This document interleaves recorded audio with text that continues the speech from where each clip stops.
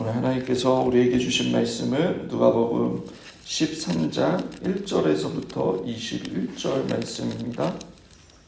누가복음 13장 1절에서부터 21절 말씀 함께 읽겠습니다.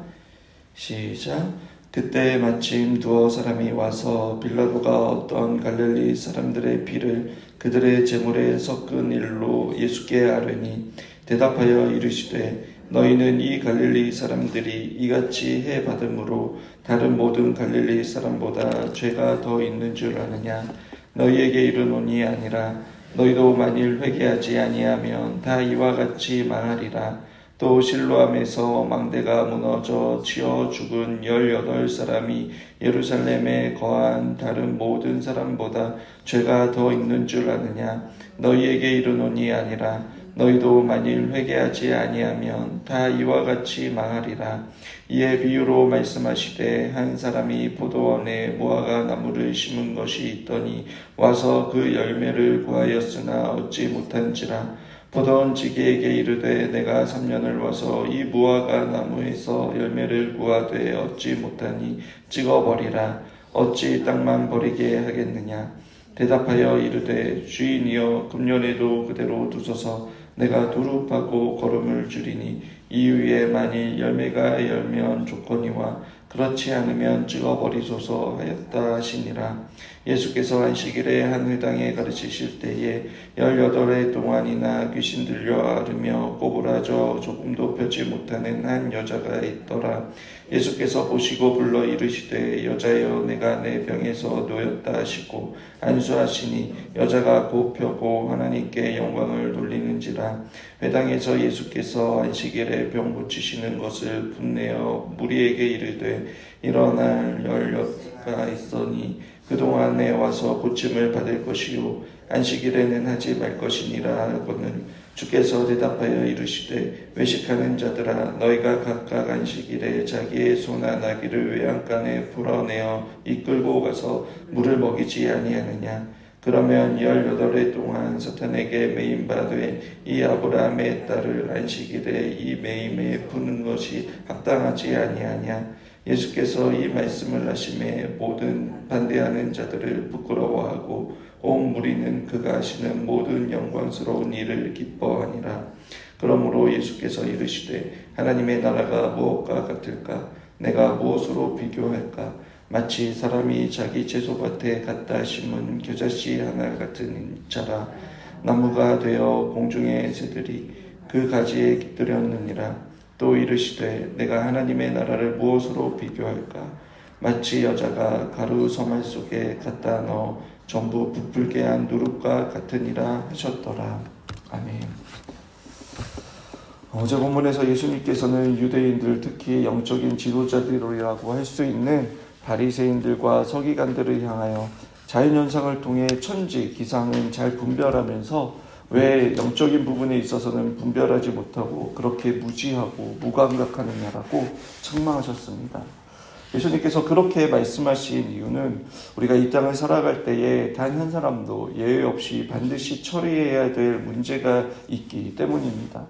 그것은 바로 자기 죄를 회개하는 것입니다. 죄의 문제는 단 한 사람도 예외가 없습니다. 세상의 모든 사람들에게 적용이 되는 가장 근본적인 문제인 것입니다.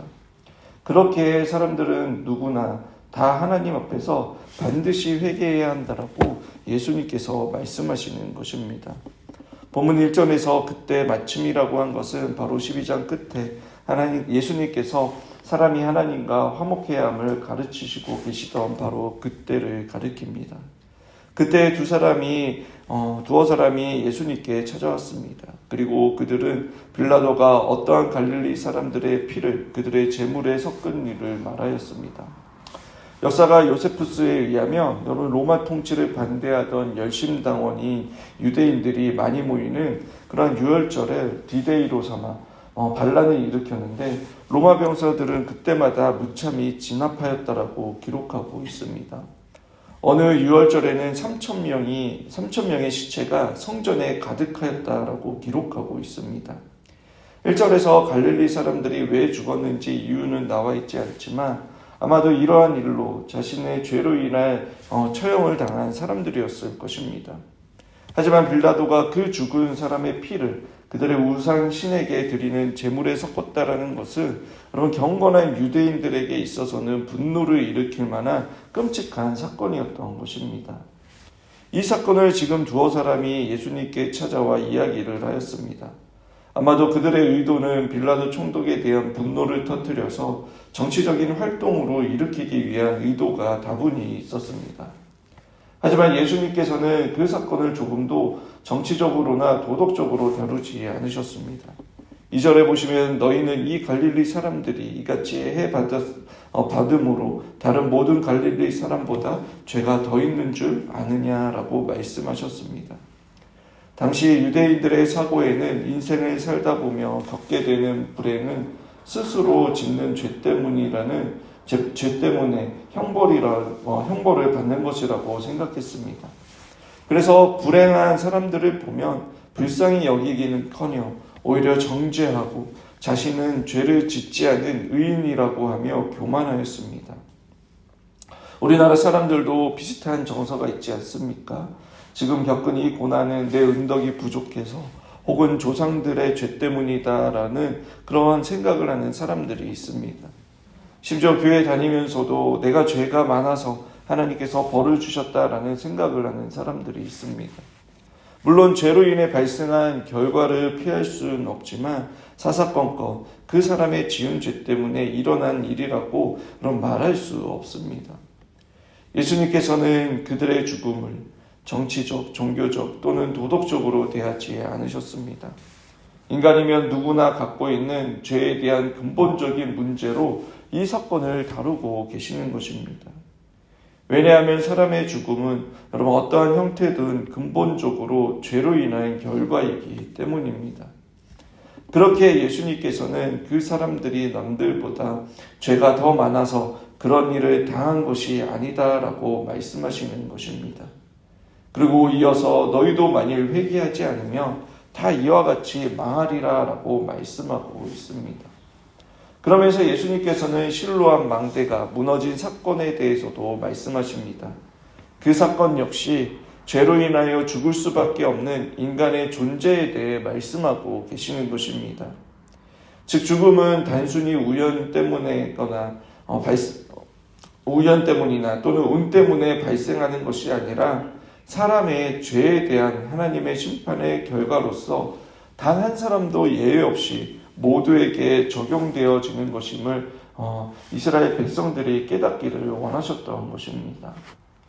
오늘날에도 우리가 이해할 수 없는 자연재해와 인재 등으로 인한 사건 사고가 끊임없이 일어나고 있습니다. 그러한 세상을 보면서 무신론자들은 신에 대하여 신이 선하지 않거나 신이 능력이 없다라고 전제하며 신의 존재를 부정합니다. 하지만 그건 하나님의 성품과 속성을 고려하지 않고 또 죄와 죄로 인한 인간의 전적인 타락과 부패를 관가하는 것입니다. 우리는 때로 다 이해할 수 없는 일들을 보며 우리 역시 죄로 인하여 죽을 수밖에 없는 죄인이라는 사실을 인지하며 안타까운 죽음에 함께 슬퍼하며 또 어떠한 경우에는 불의에 대한 여러분 거룩한 분노를 가지며 하나님의 공의가 실현되기를 기도해야 합니다. 그렇게 중요한 것은 여러분 우리가 이 죄를 어떻게 해결할 것이며 또 어떠한 죽음을 맞이하느냐가 중요한 것입니다. 히브리서 9장 27절에 한 번 죽는 것은 사람에게 정해진 것이요 그 후에는 심판이 있으리라 라고 말씀합니다. 인간은 누구나 죽음을 맞습니다. 우리가 신앙생활을 하는 것은 그런 죄의 사슬에 빠져나와서 하나님 나라를 누리며 살다가 영원한 하나님 나라에 들어가는 길을 준비하는 과정에 있습니다. 그 과정의 시작은 참된 회개로부터 시작이 되는 것입니다. 흔히 회개를 구분할 때 두 가지로 구분할 수 있습니다. 첫 번째 회개는 성령님으로 말미암아 진정으로 거듭났을 때 하는 회개입니다. 내가 죄인이라는 것을 인식하고 또 나의 죄를 고백하며 예수 그리스도를 주와 구주로 영접하는 순간입니다. 회개는 헬라어로 메나토에오라는 단어인데 마음을 바꾸다, 하나님께로 향하여 향하다라는 뜻을 가지고 있습니다. 우리의 마음을 하나님께로 향하는 것, 내 마음, 내 기분대로, 또 내 생각대로, 내 경험대로 사는 것이 아니라 하나님의 말씀대로 인생의 방향을 180도로 하나님께로 향해야겠다라는 그것이 바로 회개이며, 그 마음의 변화와 또 우리의 삶의 변화가 회심인 것입니다. 또 하나의 회개는 여러분, 거듭난 후 일상적으로 짓는 죄에 대한 회개가 있습니다. 거듭난 후 하나님의 자녀가 되었음에도 불구하고 우리 안에 여전히 죄의 찌꺼기와 연약한 육체로 인하여 우리는 죄를 짓습니다. 믿음이 연약할 때에 이러한 자의 모습을 보면 구원의 확신까지 흔들리는 사람들도 있습니다. 그러나 성경은 십자가의 은혜를 바라보며 죄사함의 확신을 갖고 계속해서 죄에 대해 고백할 것을 가르쳐 줍니다. 거듭나기 전 우리는 죄에 대해서 여러분 항상 졌다며, 거듭난 후에는 죄에 대하여 완전히 자유로운 자들이 된 것이 아니라 이제 비로소 죄를 이길 수 있는 자들이 되었습니다. 거듭나기 전 죄에 대한 책임이 우리에게 있었다며, 여러분, 거듭남과 동시에 죄에 대한 우리의 책임, 즉 죄책에 대해서는 자유로운 자들이 되었습니다. 그런데 사탄은 거듭난 성도가 죄를 범하였을 때 가지게 되는 죄책감을 가지고 정죄하고 우리를 시험에 들도록 공격합니다. 성경은 이러한 우리에게 요한일서 1장 9절에 만일 우리가 우리의 죄를 자백하면 저는 미쁘시고 의로우사 우리 죄를 사하시며 모든 불의에서 우리를 깨끗게 하실 것이요 라고 말씀하고 있습니다. 예수 그리스도의 십자가의 보혈의 능력이 여러분 거듭난 이후 우리에게 여전히 유효하여 주님 오실 때까지 믿음으로 회개하는 자들을 용서해 주시는 것입니다. 그리고 예수 그리스도의 십자가의 능력을 의지하여 회개하고 그 능력으로 죄에 대한 죄책감으로부터 자유하며 승리하는 것입니다. 그리고 변화되지 않을 것 같은 우리의 자신이 점점 거룩하게 변화되어져 가는 것을 이 회개를 통하여서 경험할 수 있는 것입니다. 사랑하는 여러분, 우리를 괴롭게 하는 그 죄와 사망의 권세로부터 성령님을 의지함으로 생명의 성령의 법 아래 참자유를 누리며 살아가는 저와 여러분이 되시길 바랍니다. 더 나아가 우리 주위에 이 자유와 평안을 모르는 자들이 있다면 여러분 그들에게 복음을 선포하는 저와 여러분들이 되시길 축원합니다. 예수님께서는 계속해서 6절에서부터 9절에 포도원에 심긴 무화과 나무의 비유를 말씀하셨습니다. 모든 것이 최상으로 잘 자랄 수 있는 포도원에 여러분 주인이 어떠한 특별한 목적을 가지고 포도나무가 아닌 무화과 나무를 심었습니다. 그런데 주인이 그 무화과 나무의 열매를 구하였으나 얻지 못하는 일이 벌어지고 말았습니다. 본문에서 3년을 와서라는 표현이 있습니다. 나무를 심은 지 3년이 되었다는 의미가 아니라 무화과 나무가 일정 기간 동안 성장한 후에 이제 정상적으로 열매를 맺어야 할 때로부터 3년이 지난 시점을 의미하는 것입니다. 즉 포도원 주인은 올해뿐만 아니라 벌써 수년째 그 나무가 열매를 맺는 것을 손꼽아 기다리고 있었습니다. 그럼에도 불구하고 열매가 나지 않자 주인은 포도원 지기에게 무화과 나무를 찍어버리라고 하였습니다. 그 소중한 땅에 자리만 차지하고 있으니 뽑아버리고 다른 나무 열매를 심으라고 하는 것입니다. 주인의 입장에서 보면 여러분 너무나 당연한 처사였습니다. 그런데 그때 포도원 지기가 나섭니다. 그럼 포도원 지기가 누구입니까? 그 과수원을 365일 돌본 사람입니다. 과수원 안에서 모든 나무들을 자식처럼 돌보는 사람입니다. 그러한 사람이 주인에게 가서 1년만 더 기다려 달라고 간청하는 것입니다. 자신이 두루 살피고 또 걸음을 주겠다라고 하는 것입니다. 오히려 찍혀 사라져버릴 무화과 나무가 간청해야 될 상황에서 그럼 포도원 지기가 간청하고 있는 것입니다. 무엇을 말씀하고 있는 것입니까? 그것은 아직까지 회개에 합당한 열매를 맺지 않는 사람에게 마땅히 받아야 할 심판이 임하지 않고 있는 이유는 바로 포도원 지게의 그 간청과 돌봄처럼 하나님의 자비하심 때문이다라고 말하고 있는 것입니다. 우리의 눈에는 예수를 안 믿는 것 같고 변화되지 않을 것 같은 사람도 하나님께서 한 번만 더 참아주시고 기다려 주신다라는 것입니다. 하나님의 은혜가 임하고 있는 것입니다. 그런데 그 다음에 말씀에 주님께서 이렇게 말씀하십니다. 열매가 열리지 않는다면 그렇지 않으면 찍어버리소서라고 하였습니다. 즉 포도원 지기도 포기하고 주인의 뜻에 맡길 수밖에 없는 날이 반드시 온다라는 것입니다. 열매가 열릴 때까지 참아주고 계시는 것이지 그렇다고 해서 심판이 없다라는 것이 아닙니다. 그렇게 그 무화과 나무는 그 은혜의 기회가 있을 때에 자신이 살아있는 동안 열매를 맺어야 하는 것입니다.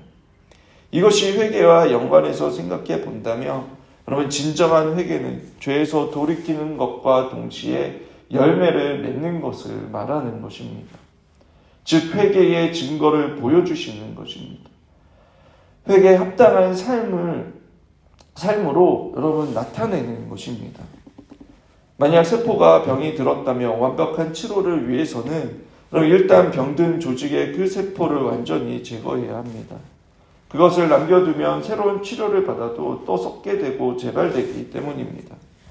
마찬가지로 자신의 죄에 대한 진정한 회개를 하지 않으면 믿음이 우리 안에 뿌리를 내리거나 자랄 수 없는 것입니다.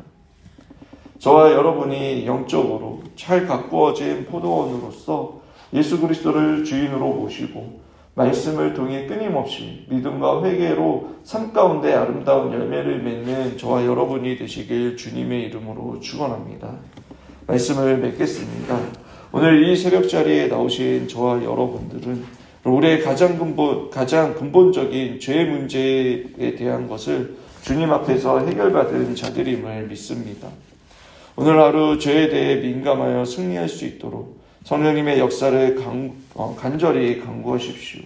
그래서 주님께서 주신 그 거룩함을 지켜나가시길 바랍니다. 뿐만 아니라 복음이 마땅히 필요한 자들에게 복음을 담대히 증거할 수 있도록 오늘 하루 성령님을 통해 작은 것이라도 변화된 그 모습으로 회개에 합당한 열매를 맺는 저와 여러분이 되게 해달라고 이 시간 간절히 기도하는 시간이 되길 바랍니다.